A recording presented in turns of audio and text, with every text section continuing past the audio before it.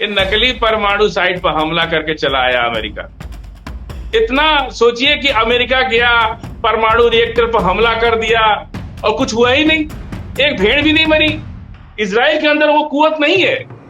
Israel खाली होकर सब लोग साइट पर शिफ्ट हो रहे हैं।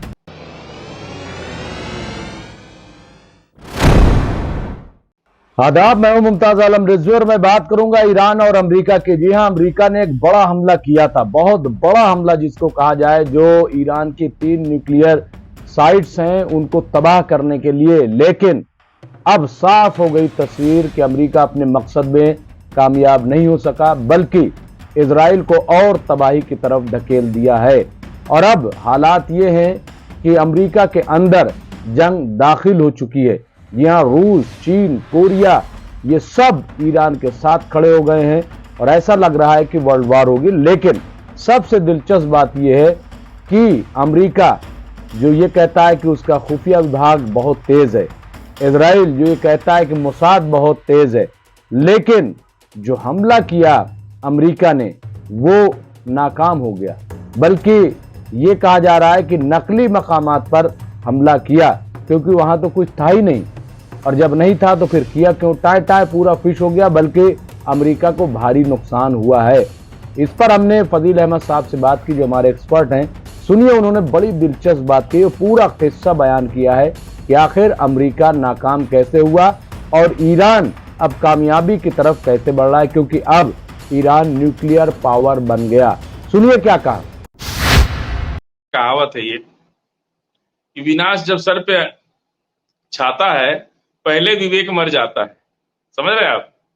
ये नकली परमाणु साइट पर हमला करके चला आया अमेरिका।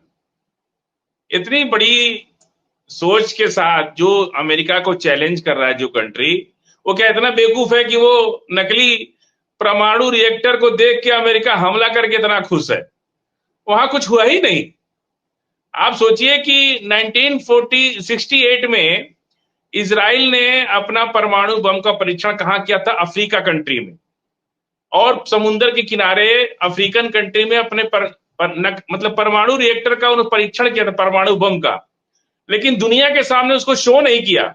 उधर से कोई हवाई जहाज गुजर रहा था तो उसकी चमक को उसने रिकॉर्ड किया हवाई जहाज ने, इसलिए वो दुनिया के सामने हुआ। तो उस पर अंदरूनी अमेरिका ने जब इंक्वायरी सेटअप किया तो ऑस्ट्रेलिया की भेड़ों में इतना ज्यादा उस परमाणु बम का जो कण छीट करके जो चारों तरफ फैल गया, तो सोचिए कि अफ्रीका से उड़ करके कण और ऑस्ट्रेलिया की भेड़ों का थायराइड ग्लैंड्स को जब टेस्ट किया गया तो उसमें रेडियो एक्टिव तत्व निकले। रेडियो एक्टिव तत्व तब निकले ऑस्ट्रेलिया की भेड़ों के थायराइड ग्लैंड्स में। कितना असर होता है उसका, कितना दूर देखिए, 2-3 हजार 4,000 किलोमीटर दूर उसके कण मिले। और पूरी दुनिया उस समय जान रही थी कि इजराइल ने परमाणु परीक्षण किया है, लेकिन सब अंदर अंदर खामोश थे, कोई बोल नहीं रहा था।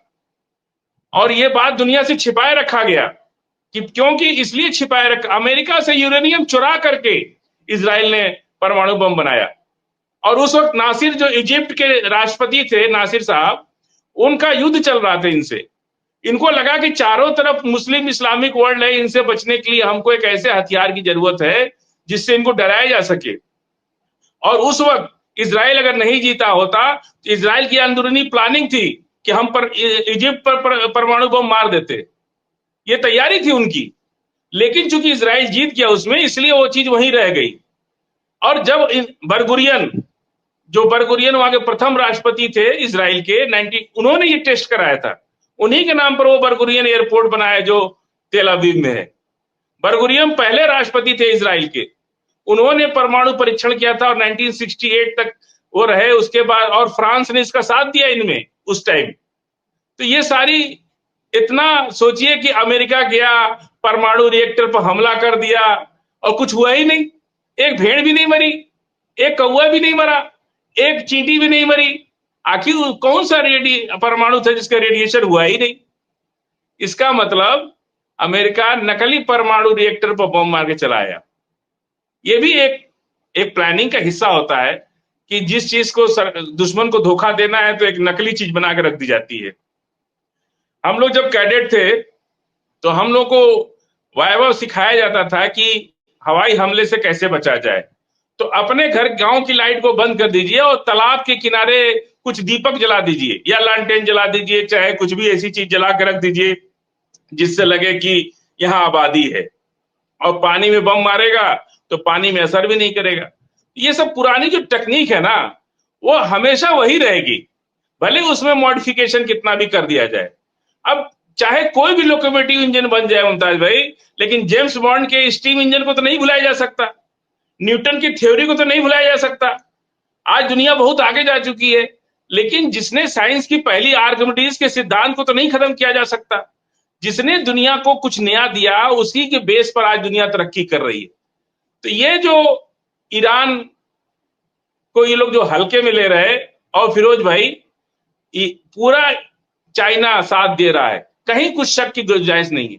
सारे रॉ मटेरियल्स आपको मालूम है, जो ईरान ने जो ड्रोन बनाए हैं उसमें मोपेड का इंजन लगता है। जो हम लोग यहाँ लूना पहले चलती थी ना, लूना, आपको याद होगा, आपके जमाने में लूना गाड़ी थी, उसका इंजन इस ड्रोन में लग रहा है, इसीलिए सस्ता पड़ रहा है ये। और वो पूरा इंजन कौन दे रहा है? चाइना दे रहा है। उसमें जो इंजन लगा है ड्रोन के अंदर, डिजाइन पूरा ईरान का है, पर उसके अंदर जो इंजन फिट हुआ है वो चाइना का है। चाइना ने उसको इंजन को दिया है।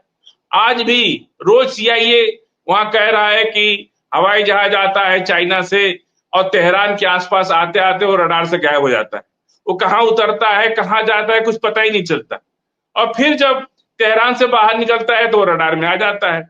ये सारा जो रॉ मटेरियल्स चाइना दे रहा है ईरान को, ये बहुत बड़ी मदद है। आप इसको मत सोचिए कि कम मदद है, रूस पूरी मदद कर रहा है। और सबसे बड़ी बात यह है कि आज जो चतुर्वेदी बैठे हैं ना, रूस, चाइना, ईरान और किंग जॉन, जो आपके अच्छे दोस्त भी हैं, वो चारों को मिल करके, चाहे वो आपस में भले एक दूसरे से दोस्त ना हो, लेकिन दुनिया आज डर रही है उन चतुर्वेदियों से कि भाई चार तो मजबूत है। समझ रहे हैं आप? वो साथ है नहीं, उसमें छोड़ दीजिए। अभी दुनिया डर रही है कि ये चारों एक है। एक को मारोगे, ये उंगली दबाओ तो भी शरीर को दर्द होता है, कान दबाओ तो भी शरीर को दर्द होता है, सिर पे मारो तो भी शरीर को दर्द होता है, पैर पे मारो तो भी शरीर को दर्द होता है। ये आज की दुनिया। अब वो नहीं चलेगा कि आप इधर भी रहिए उधर भी रहिए। अब तय करना होगा कि कौन किसके साथ है। एक तरफ जुल्म और जालिम लोग हैं, एक तरफ लिबरल और तरक्कीशुदा लोग हैं। जिसने अमेरिका से दूरी बना के रखी, जिस कंट्री ने, वो लगातार तरक्की कर रहा है। और जो अमेरिका का पिट्ठू बना रहा, देख लीजिए जॉर्डन का हाल क्या है, जेट इजिप्ट का हाल देख लीजिए, सीरिया का हाल देख लीजिए, अरब का हाल देख लीजिए। अकेला अरब चाहे तो दुनिया की गरीबी खत्म कर सकता है, सिर्फ अरब खत्म कर देगा। लेकिन वो पिट्ठूगिरी जो कर रहे हैं अमेरिका की, अल्लाह से नहीं डर रहे, अमेरिका से बहुत डर रहे। सोने के जहाज पर चल रहे, सोने के बाथरूम में जा रहे। अरे अल्लाह क़यामत के दिन ये थोड़ी पूछेगा कि तुम किस बाथरूम में जाते थे। पूछेगा कि जब इजराइल गजा के बेगुनाहों पर बम बरसाता था तब तुम क्या कर रहे थे।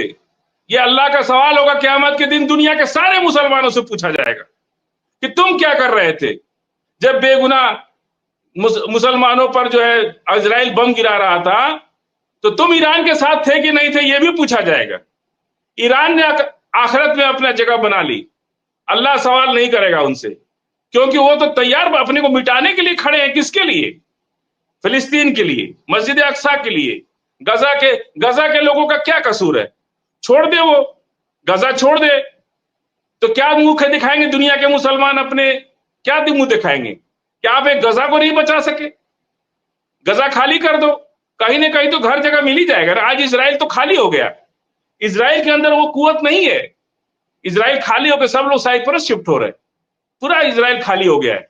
और तेल अवीव तो खत्म ही हो चुका है, सारे लोग साइप्रस जा रहे हैं। साइप्रस में भीड़ लग गई है, कुछ लोग यूनान चले गए, कुछ लोग कहीं जा रहे हैं, कुछ लोग कहीं जा रहे हैं।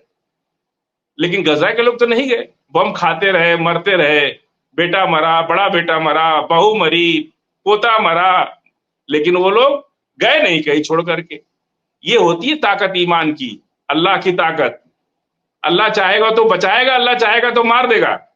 अगर अल्लाह बचा नहीं पाया तो कोई मार भी नहीं सकता, और अल्लाह अगर दे नहीं पाया तो कोई ले भी नहीं सकता। ईरान ने पहले दिन कह दिया था कि मैंने दुनिया के यूनिवर्स का जो मालिक है, मैंने उसके सामने सर झुका दिया। अब मुझे दुनिया में किसी सुपर पावर के सामने सर झुकाने की जरूरत, मैं किसी को सुपर पावर मानता ही नहीं। मैंने यूनिवर्स के सुपर पावर खुदा के आगे सर झुका दिया और कह दिया कि मेरी कोशिश है, मदद आपकी चाहिए। अल्लाह ने इशारा कर दिया कि तुम कोशिश नहीं, पूरी कोशिश करो, मदद मिलेगी, और मिल रही मदद। कभी देखा था आपने कि ये ऐसा अमेरिका का दिन आएगा कि जो मतलब झूठी खबर पे इतना खुश हो रहा है, जो कुया नहीं उस पे इतना खुश हो रहा है? जी मुमताज भाई। तो ये थे फजील अहमद साहब, जिनसे हम बातचीत कर रहे थे और जानने की कोशिश कर रहे थे कि आखिर अमेरिकी हमले में अमेरिका को मिला क्या वाकई कुछ हासिल हुआ, या फिर ये सब उसके लिए बेकार की बात हो गई और ड्रामे से ज्यादा कुछ नहीं हुआ। बहुत बहुत शुक्रिया।